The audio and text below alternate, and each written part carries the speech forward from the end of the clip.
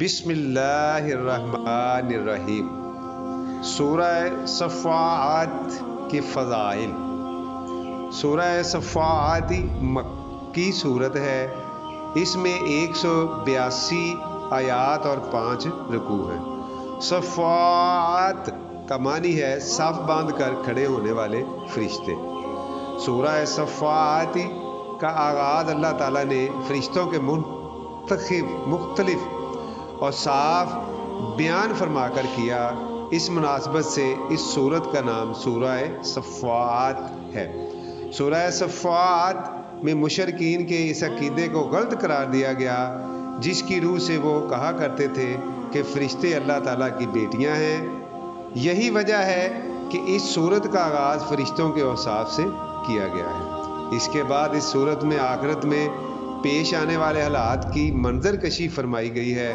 کفار کو کفر جس کی روح سے وہ کہا کرتے تھے کہ ہولناک انجام سے ڈرایا گیا ہے، اور انہیں متنبہ کیا گیا ہے کہ مخالفت کے باوجود اس دنیا میں اسلام ہی غالب آ کر رہے گا۔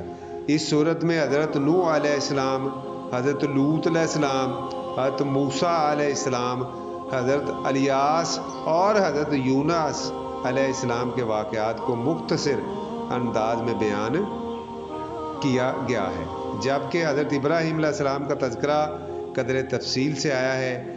اللہ تعالیٰ نے حضرت ابراہیم علیہ السلام کو اپنے بیٹے حضرت اسماعیل علیہ السلام کو ذبح کرنے کا جو حکم دیا تھا، اور انہوں نے قربانی کے جس جذبے سے اس حکم کی تعمیل کی تھی، اس کا ذکر تفصیل سے اس صورت میں کیا گیا ہے۔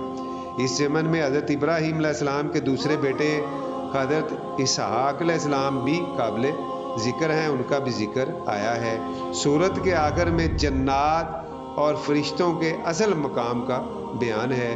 سورت کے اختتام پر حضرت محمد رسول اللہ صلی اللہ علیہ وآلہ وسلم کے غالب آنے کی بشارت ہے، اور اللہ تعالیٰ کی عظمت کو بیان کیا گیا ہے۔ اللہ ہمیں عمل صالح کی توفیق دے، آمین۔ السلام علیکم۔